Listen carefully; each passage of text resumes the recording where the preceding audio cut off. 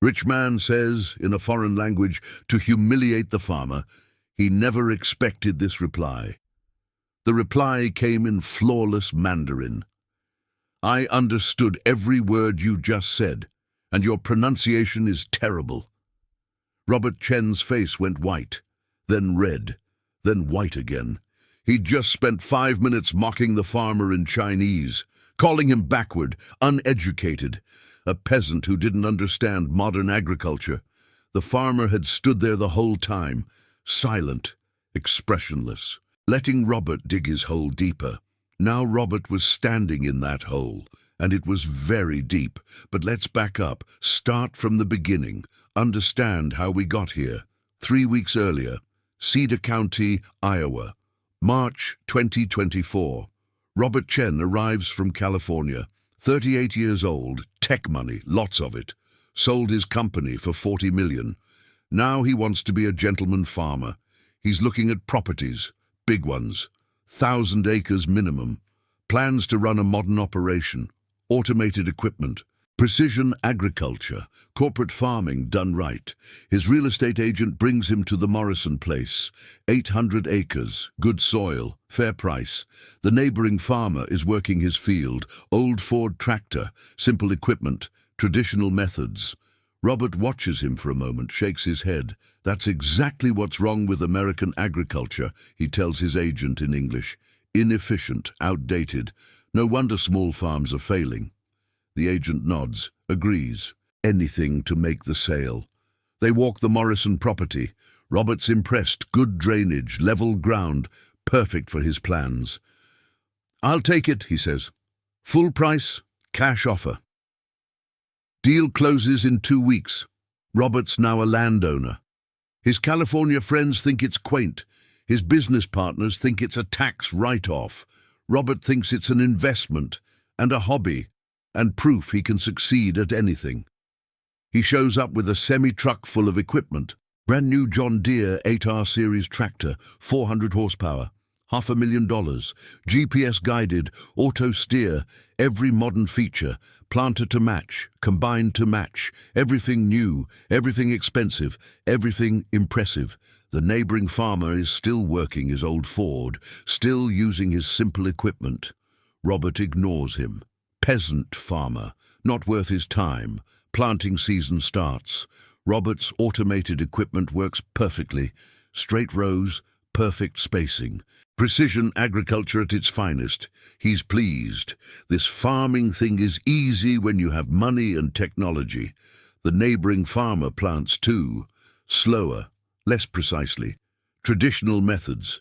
Robert drives by one day, sees the farmer fixing a broken planter, stops to watch. The farmer looks up, nods, goes back to work. Robert can't help himself. Pulls out his phone, calls his friend in California, speaks in Mandarin. You should see this guy, using equipment from the 1970s, breaking down every day. This is why American agriculture can't compete with China. The farmer keeps working, doesn't look up.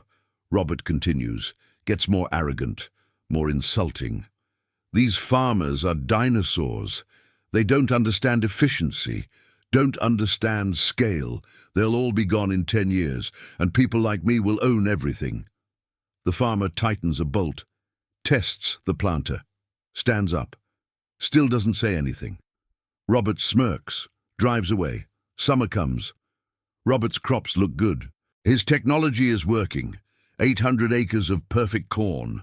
The farmer's crops look good too, not as perfect, but good. Robert's impressed with himself. First year farming and he's already succeeding.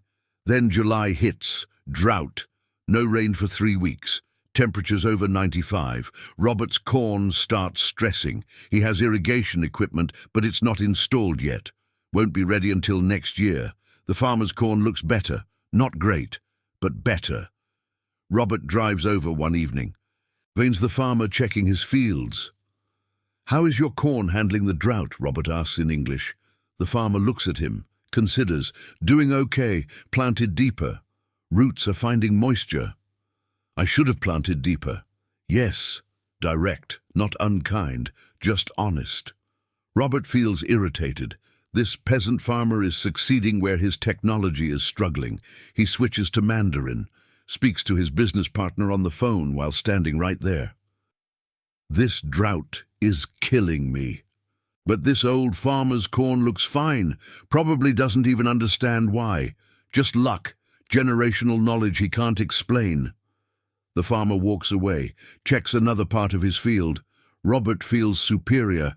The farmer doesn't even know he's being discussed. August, harvest approaches. Robert's yield projections are down. The drought hurt. He'll still profit, but not as much as planned. The farmer's projections are better, not amazing, but consistent. Robert's frustrated. His first year isn't the triumph he expected. County Extension Office hosts a meeting. Agricultural techniques, water conservation, soil health. Robert attends. Wants to learn what went wrong. The speaker is introduced. Local farmer, 40 years experience, expert in sustainable agriculture.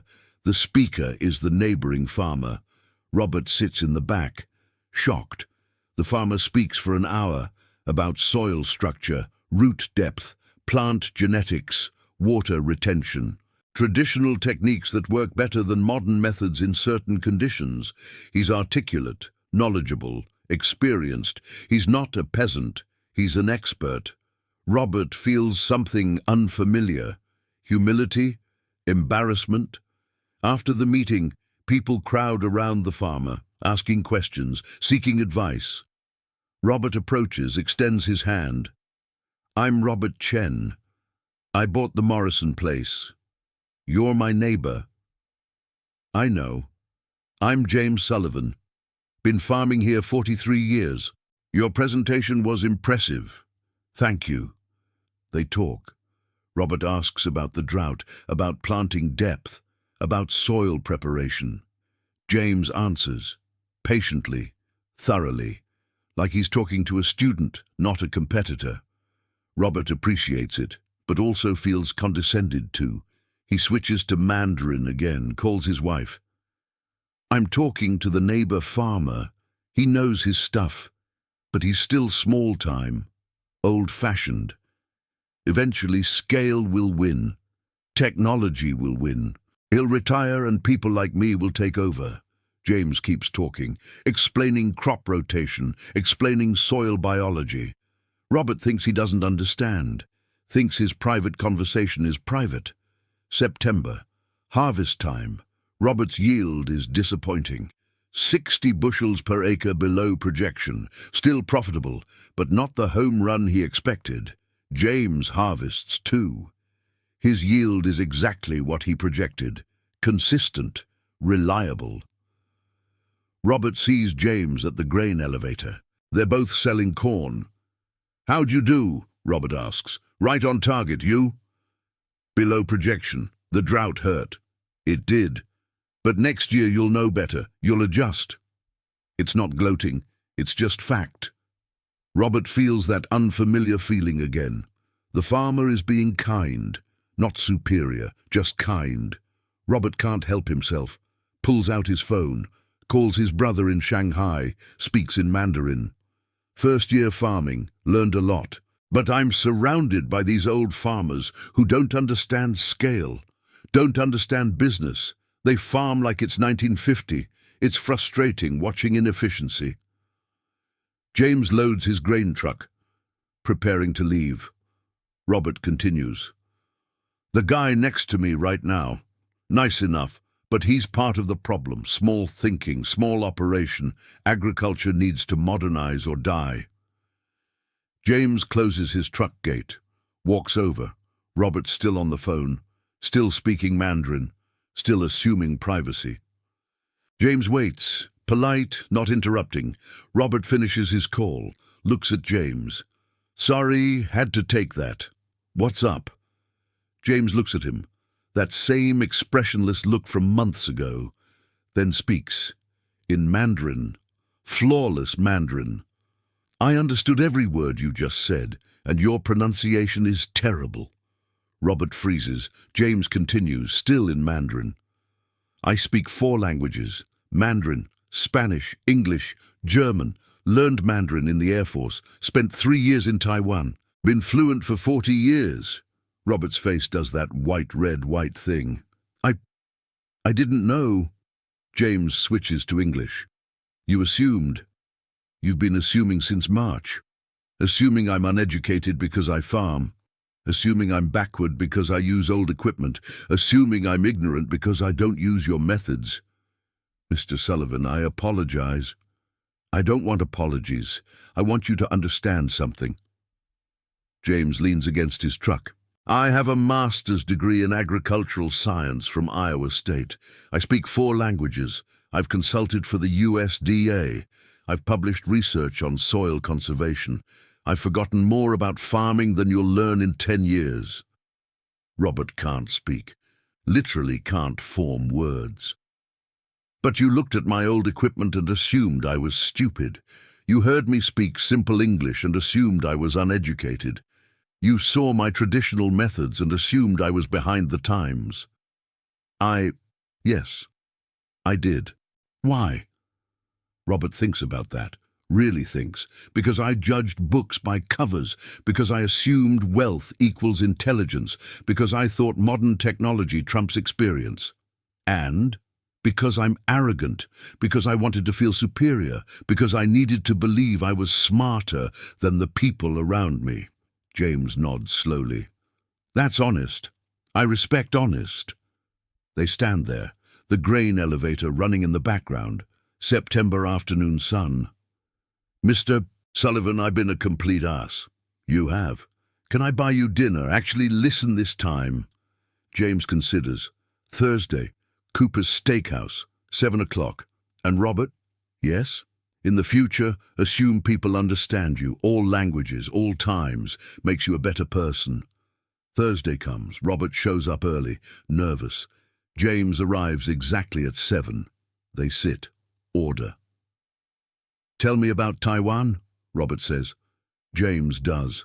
Talks about his Air Force years, about learning Mandarin, about understanding culture. Why'd you come back to Iowa to farm? Because this land is mine, my grandfather's land, my father's land, now mine, someday my daughter's land. You could make more money doing something else. Money's not everything. Says someone who has enough. Says someone who knows what matters. They talk for 3 hours about farming, about culture, about assumptions. Robert learns more in 3 hours than he learned in 6 months. James, I need help. I'm failing at this farming thing. You're not failing, you're learning. Big difference. Will you teach me? James thinks about that. What are you willing to learn? Everything, anything, how to actually farm instead of just operating equipment. That's a good answer. They start meeting. Every week, James teaches, Robert learns. Not just technique, philosophy, approach, understanding. Why do you use old equipment? Robert asks one day. Because it works. Because I can fix it myself. Because I own it, not the bank. But new equipment is more efficient. Efficient at what? Making money for the dealer. Making me dependent on technology I can't repair. Efficient isn't always better. Robert's mind shifts, reframes. You're saying my $500,000 tractor might be a liability? I'm saying it might be. Depends on your goals. You want to impress people or make money? Make money. Then maybe reassess what you need versus what looks good. Robert does reassess. Sell some equipment, pays off debt, simplifies operation. His second year is better, not perfect, but better because he's learning. Actually learning. The town talks. The rich California guy became humble, taking advice from local farmers, working like a regular person. Some respect it. Some think he's playing dress-up. Some wait to see if it lasts. Robert doesn't care. He's focused on learning. One day he's working on his tractor, broken hydraulic line, trying to fix it himself instead of calling a dealer. James drives by, stops. Need help? I'm trying to figure it out. James looks. points to the problem. There, fitting's cracked. Need to replace it, not patch it. I don't have the right fitting. I do. Hold on. James comes back with the part. They fix it together. James, why are you helping me?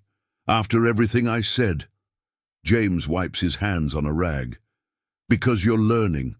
Because you're trying. Because people deserve second chances when they're genuine about changing. I don't deserve your kindness. Maybe not. But I'm giving it anyway. That's what neighbors do. Robert understands then. Really understands. It's not about who's smarter, who's richer, who's more modern. It's about community, respect, helping each other succeed. Years pass. Robert becomes a real farmer, not a hobbyist, not a gentleman farmer, a real one. His operation is profitable now, not because of technology. Because of knowledge, because of James's teaching, because of community support. The old equipment he once mocked, he owns some now, keeps it running, uses it alongside the modern stuff. Different tools for different jobs, he tells visiting friends. Sometimes old is better. His California friends don't understand, think he's gone native, think he's wasted his potential. Robert doesn't care. He's found something more valuable than money, purpose, community, respect. James is 70 now, slowing down. His daughter Rachel is taking over the farm. Robert helps, returns the favor, teaches Rachel what James taught him. You've come a long way, Rachel says one day. Your father taught me. I was an arrogant fool. Were, Robert laughs. Fair. I'm still arrogant sometimes, but I'm a learning fool now. That's better than a know-it-all fool. They work together, different farms, different styles, same respect. The town accepts Robert now, not as the rich outsider, as Robert. The farmer who learned humility. He speaks at the county extension office sometimes, about his journey, about assumptions, about what he learned, always mentions James, always credits his teacher. I came here thinking money and technology were enough, learned they're not even close to enough. Wisdom matters, experience matters, respect matters most of all. People listen, some learn, some don't. Robert doesn't worry about the ones who don't, he worried about the ones who do. That's what James taught him. Focus on what you can influence, let go of what you can't. The Mandarin incident is famous now. Local legend, the time Robert Chen insulted James Sullivan in Chinese and got answered in perfect Mandarin. People still laugh about it. Robert laughs too. Best thing that ever happened to me. Taught me to never assume, never underestimate, never think wealth equals wisdom. James just smiles, says nothing. But sometimes, when they're working together, Robert will say something in Mandarin, and James will respond. Perfect pronunciation, perfect grammar. Reminding Robert, gently, that assumptions cost more than money. They cost respect, understanding, truth. And Robert's grateful for the lesson, for the humiliation, for the teacher who cared enough to correct him. Some lessons can't be bought, can only be earned. Robert earned his, in a grain elevator parking lot, in the language he thought was private. The reply came in flawless Mandarin, and everything changed. Robert tells the story now, to anyone who'll listen, not to glorify himself, to warn others. Don't assume, he says. That's the lesson. Don't assume education, intelligence, or capability based on appearance, equipment, or lifestyle. Young farmers listen. Tech entrepreneurs turned farmers listen. Anyone who comes to rural America thinking they know better. Robert's become an advocate for respecting traditional knowledge, for learning from experience, for humility over arrogance. James finds it amusing. You've made a career out of being humiliated in Mandarin, he jokes. Best career move I ever made. They're sitting on James's porch, evening, watching fields, like they do most weeks now. Robert, can I ask you something? Anything. Do you regret buying that farm, coming here? Robert thinks about that, really considers. No, best decision I ever made. I was miserable in California, rich but empty. This place gave me purpose. You could have found purpose without the humiliation. Could have, but wouldn't have. I needed my ass kicked, needed to be wrong, needed to learn I didn't know everything. James nods. We all need that lesson. Most of us get it gentler than you did. You could have been gentler. Could have told me privately you spoke Mandarin. I could have. But would you have learned? Probably not. That's why I waited. Waited until you dug your hole deep enough that climbing out would change you. Robert laughs, bitter but appreciative. You're a strategic teacher. I'm a father, taught my kids the same way. Let them fail safely. Let them learn from consequences. They sit in comfortable silence. Friends now. Teacher and student, equals. Robert's daughter visits sometimes. She's 12. Learning Mandarin in school. She practices with James. He corrects her pronunciation. Tells her stories about Taiwan. Mr. Sullivan, you're a better teacher than my actual Mandarin teacher. Your teacher works from books. I learned by living. Different kind of knowledge. Which is better? Both are necessary. Books give you grammar. Life gives you usage. You need both. Robert watches them. Feels grateful his daughter has James as a mentor. Better than having Robert as her only example. Better than learning everything from someone who had to learn humility the hard way. The farm prospers now. Robert's operation, not spectacular, not impressive, just solid, profitable every year, sustainable, part of the community. That's success, real success, not the flashy kind, the lasting kind. James's daughter Rachel takes over more responsibility. James steps back, enjoys semi-retirement. Robert helps Rachel when she needs it. She helps him. Mutual support. Your dad changed my life, Robert tells her one day. He has that effect, changed mine too. How? Taught me that farming isn't just business.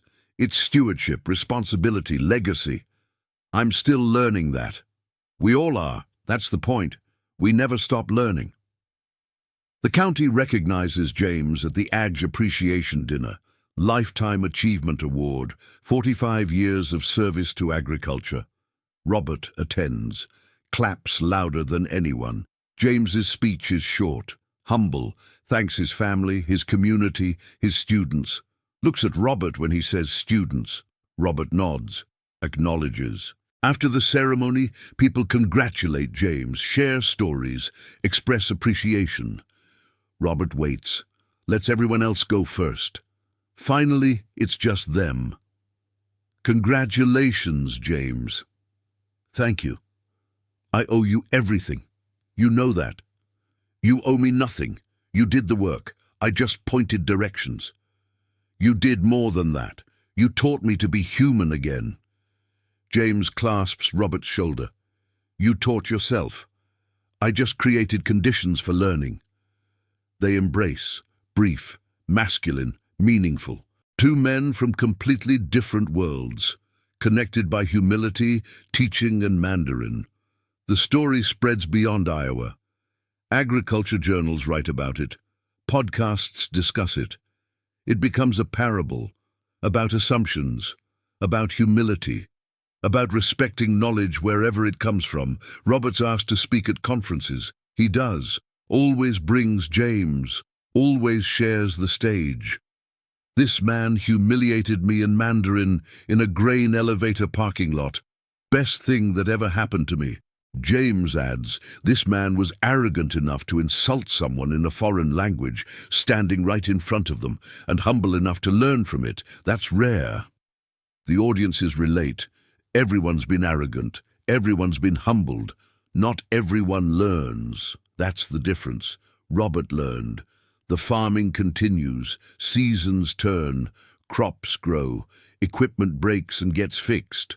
Robert still uses some modern technology, but also old methods, blends them. What would you have told yourself 7 years ago? Someone asks at a conference. Listen more, assume less, Respect experience, and never insult anyone in any language. You never know who understands. People laugh, but they hear the truth underneath. James is 75 now, still sharp, still working some, still teaching. His legacy isn't just his farm, it's the farmers he influenced, Robert, Rachel, dozens of others. Knowledge passed down, wisdom shared, community built. That's what matters.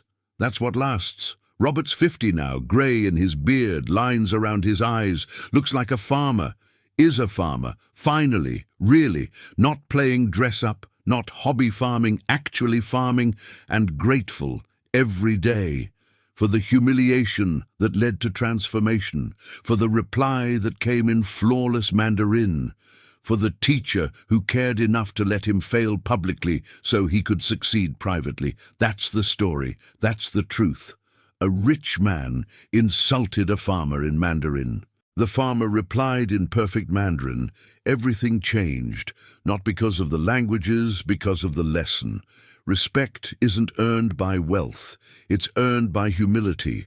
Knowledge isn't displayed by equipment. It's demonstrated by wisdom. Community isn't built by impressing people. It's built by serving them. Robert learned all of that.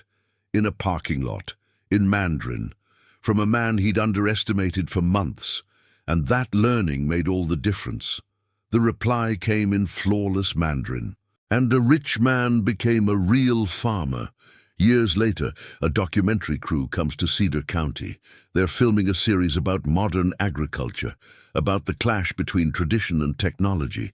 They want to interview Robert and James, tell their story. Robert agrees immediately. James is reluctant. "I don't need attention," James says. "It's not about attention," Robert argues. "It's about teaching. You're always teaching. Let this be teaching on a bigger scale." James considers, finally agrees. The filming takes 3 days. They interview both men separately, together, on their farms, at the grain elevator where it happened. The director asks Robert to recreate the moment. "Can you repeat what you said in Mandarin, the insulting parts?" Robert hesitates. "I'd rather not. Those words embarrass me now. But they're part of the story. They're part of who I was, not who I am." The director respects that, changes approach. "Tell us what you learned instead." Robert does. For 20 minutes, about assumptions, about humility, about transformation. The camera captures everything, the weathered hands, the grey beard, the genuine regret and gratitude. They interview James next. Ask him why he waited so long to reveal he spoke Mandarin. Because immediate correction teaches nothing. Robert needed to commit fully to his arrogance, needed to expose it completely. Only then would the correction matter. That's a risky teaching strategy. All real teaching is risky. Safe teaching produces safe results. Robert needed transformation, not information. The documentary airs on PBS, gets attention, awards, recognition, but more importantly, it teaches, reaches people, changes minds. Robert gets emails, hundreds of them, from people who saw themselves in his story, who recognized their own arrogance, who wanted to change. He answers every one, personally. "Thank you for sharing. Here's what I learned. Here's how I changed. Here's why it mattered." Some people visit, come to Iowa, want to meet James, want to learn. James welcomes them always, teaches anyone willing to learn. "Why do you do this?" a visitor asks. "Share your knowledge so freely?" "Because knowledge hoarded is knowledge wasted. Because I was taught freely. Because community requires generosity." Simple answer. Profound truth. Robert's operation is fully integrated now. Modern technology where it helps. Traditional methods where they work better. Wisdom guiding everything. Profitable, sustainable, respectable. He employs local people, pays well, teaches constantly, became what he once mocked, a real farmer, a community member, a contributor. The irony isn't lost on him. I came here to show these farmers how it's done. Ended up learning how it's actually done. Pride before fall, literally. James finds that funny. You weren't the first rich outsider to learn that lesson. Won't be the last. But I might be the one who learned it in the most languages. They laugh. Old friends, teacher and student, equals who respect each other's knowledge. The farms continue. Seasons turn. Equipment runs. Crops grow. Nothing dramatic. Just consistent work. Consistent results. Consistent community. That's the real story. Not the Mandarin moment. That was just the catalyst. The real story is the daily choice. To respect, to learn, to contribute. Robert makes that choice every day. For 12 years now, still makes mistakes, still has moments of arrogance, still needs correction, but he's teachable now, humble enough to listen, wise enough to know he doesn't know everything. That's transformation, real transformation, not a moment, a process, ongoing, endless. The Mandarin reply started it. The daily work sustains it. And that's everything. A rich man learned humility in a foreign language. From a farmer he'd underestimated. The lesson cost him nothing but pride. Gained him everything that matters. Community, respect, purpose, wisdom. That's the trade, pride for wisdom. Robert made it, would make it again, every time. Because the reply came in flawless Mandarin. And everything changed.